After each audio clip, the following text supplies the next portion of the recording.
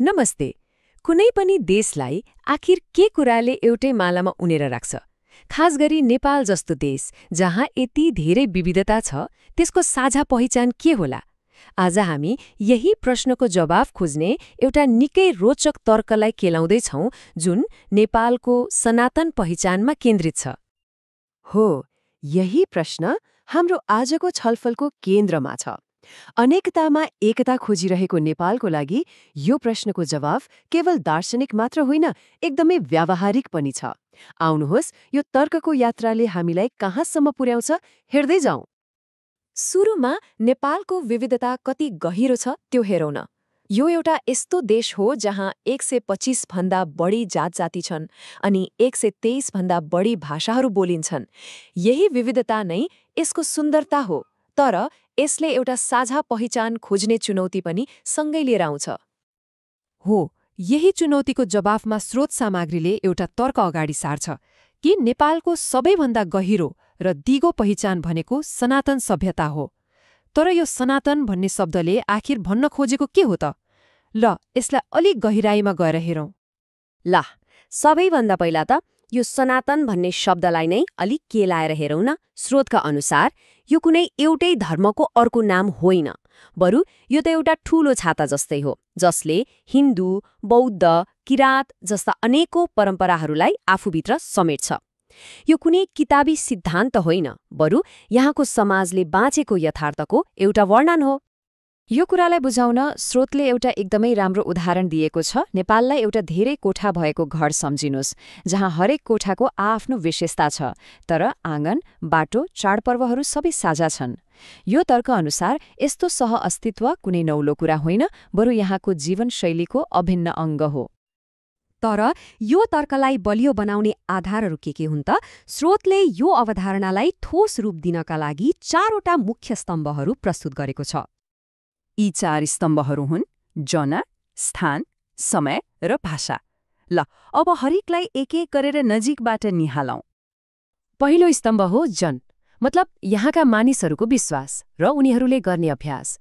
जन्मदेखि मृत्युसम्मका संस्कारहरू, घर घरमा हुने बिहानको पूजा वा विभिन्न चाडपर्वमा बसिने व्रतहरूमा कता कता एउटा साझा सांस्कृतिक लय भेटिन्छ। यसले फरक फरक आस्था मान्ने मानिसहरूलाई पनि एउटै सामाजिक धागोमा बाँधेको छ। दोस्रो स्तम्भ हो स्थान, अर्थात् हाम्रो पवित्र भूगोल। पशुपतिदेखि स्वयम्भूसम्म हेर्नुस् न, मन्दिर र विहारहरू छुट्टा छुट्टै टापु जस्ता छैनन्, बरु नागरिक जीवनकै हिस्सा बनेर एक आपसमा जोडिएका छन्।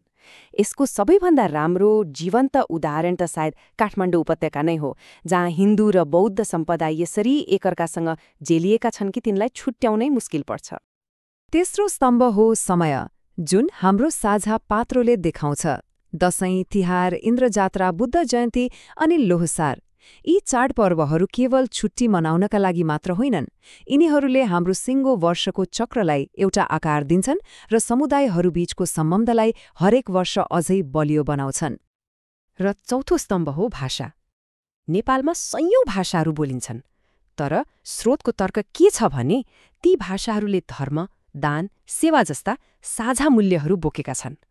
भन्नुको मतलब भाषाहरू फरक फरक भए पनि ती भाषाले बोक्ने जुन नैतिक धरातल छ नि, त्यो चाहिँ साझा छ। ल, सिद्धान्तका कुरा त भए, अब व्यवहारमा चाहिँ यो मिश्रित संस्कृति कसरी देखिन्छ त? केही उदाहरण हेरौँ जसले यो कुरालाई अझै छर्लङ्ग पार्छ। अब कुमारीको उदाहरणलाई नै लिउँ न। यो सायद हिन्दू र बौद्ध परम्पराको सङ्गमको सबैभन्दा जीवन्त प्रतीक हो। उहाँलाई नेवार बौद्ध समुदायबाट छानिन्छ, तर पूजा चाहिँ हिन्दू देवी दुर्गाको साक्षात् स्वरूप मानेर गरिन्छ। यो सह-अस्तित्वको एउटा एकदमै शक्तिशाली र जीवित प्रमाण हो। जनगणनाको तथ्याङ्क हेर्दा नेपालमा लगभग 81% हिन्दू र 8% बौद्ध धर्मावलम्बी देखिन्छन्। तर स्रोतको तर्क के छ भने यी सङ्ख्याहरूले विभाजनलाई होइन, बरु एक आपसमा गहिरोसँग जेलिएको सांस्कृतिक परिवेशलाई देखाउँछन्, जहाँ यी परम्पराहरू अलग अलग नभई सँगसँगै हुर्किएका छन्। ल, यो त भयो सांस्कृतिक तर्क। अब यसको आधारमा देशको शासन व्यवस्था कस्तो हुनुपर्छ भन्ने परिकल्पना पनि स्रोतले गरेको छ। त्यो के हो हेरौँ। अब यहाँ एउटा एकदमै महत्त्वपूर्ण प्रश्न उठ्छ जुन धेरैको मनमा होला। के यस्तो साझा पहिचानलाई मान्यता दिँदा अल्पसंख्यक समुदायहरूलाई कुनै खतरा हुन्छ त? र स्रोतले यसको जवाफ पनि एकदमै प्रष्ट रूपमा दिएको छ, हुँदैन। किनभने यो पहिचानको जग नै अविच्छिन्न अधिकारहरू हुन्, जस अनुसार हरेक नागरिक समान हुन्छन्, सबैलाई आफ्नो आस्था र संस्कृति मान्न पाउने पूर्ण स्वतन्त्रता हुन्छ। यसले कसैको अधिकार खोज्ने होइन, बरु सबैको संरक्षण गर्ने लक्ष्य राख्छ। यो परिकल्पना विगततिर फर्कने होइन, बरु भविष्य बनाउने कुरामा केन्द्रित छ। यसका सिद्धान्तहरूले सम्पदाको संरक्षणलाई आधुनिकतासँग जोड्छन्, बहुभाषिकतालाई राष्ट्रिय शक्ति मान्छन् र शक्तिलाई सेवाको रूपमा अर्थात् राजधर्मको रूपमा परिभाषित गर्छन्। यो परम्परा र प्रविधिको सन्तुलन खोज्ने एउटा प्रयास हो।